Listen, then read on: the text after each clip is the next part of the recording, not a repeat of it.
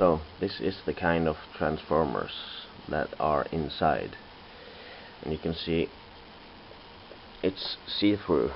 I don't know what that potting material is called, but it's see-through, and that's very important. If you get one with the black potting material, you're screwed, because yeah, this camera can't even pick up how thin those winding wires is. This transformer is input rated at 220 volts, 50 hertz. Output it's AC 2000 volts. Rated current is 5 milliamps. So what you need to, first of all, to open this is to remove the outer cover, and I will do that now.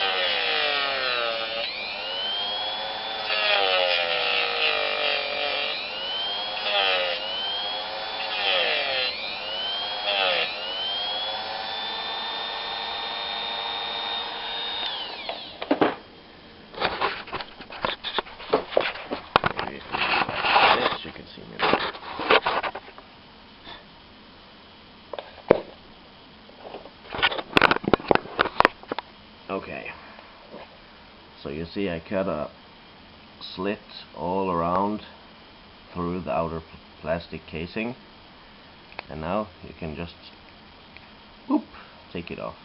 What's important is that you don't cut a long ways into the potting material. If you do, you can sever the secondary windings, the high voltage windings, and if you do that, you're screwed. So now I just have to remove some of the melted plastic. So you can see inside there is the capacitor, and there is one lead going to it, and there is the other lead going to it. That capacitor is between the two output wires from the high voltage lines, and what you have to do is to free up that part of the wire and that part of the wire there. So you're back to the Dremel, and very carefully you have to grind away the potting material until you get down to that wire, and you do the same with the other wire, and when you have done that, you bend it up, and you can solder wires directly to them, and you eliminate the pesky internal capacitor that is always blowing and destroying the whole transformer. Yeah. I will grind and free up those wires, and I will get back to you and show you. There. Now you can see that I have those two wires sticking straight up from the transformer, and those wires come up from the internal windings on the high voltage coil. This is the primary 240, 220, whatever volts in, and this is 2 kV out.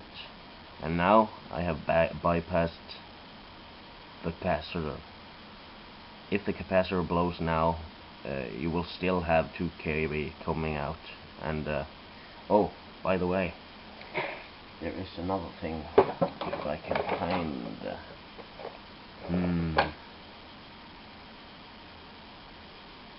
well, shoot, isn't that typical? There. Those two wires here, the old high voltage wires, off with them.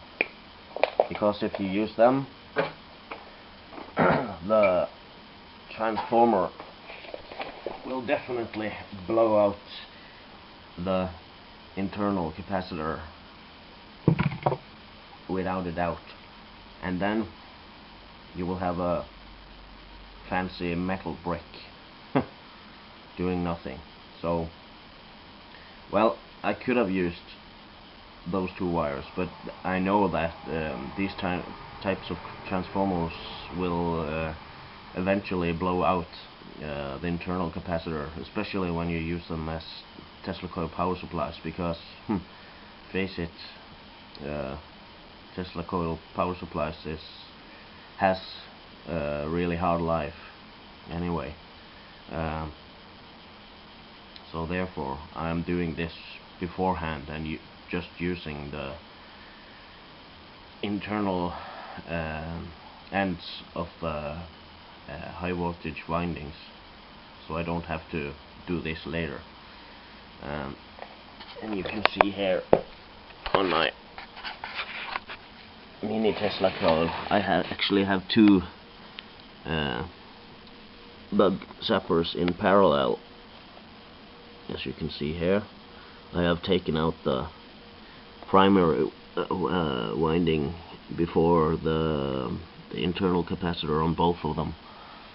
So yeah, later today I will try to hook up 3 of these in parallel. No, not in parallel, I'm sorry, that's wrong. In series. So I will get hopefully 6 kV. Now I'm only up to 4 kV, and I will add 2 more of those capacitors there. Oh shoot, I have taken those off. Well, here they are. I don't know. Focus. Come on, focus. Nope. It ain't gonna happen.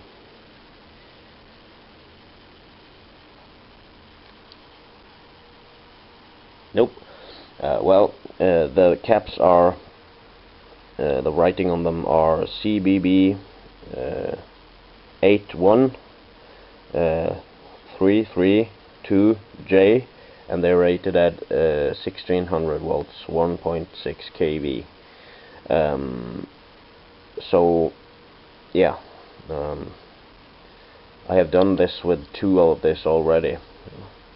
You can see here there are a lot of other nice parts on this board that you can use, and I am definitely keeping those parts when I'm done. So yeah, I think that's it.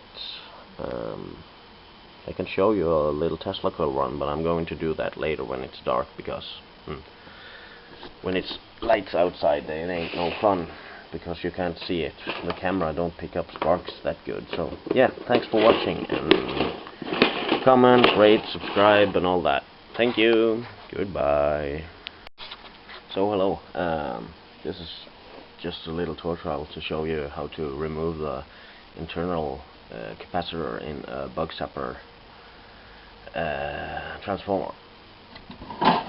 The transformer is from one of these generic Bug-zappers, and here you see the parts from inside. It's a electronic power supply for the fluorescent light bulbs. Those capacitors are actually what I am using in my capacitor bank for this little Tesla coil.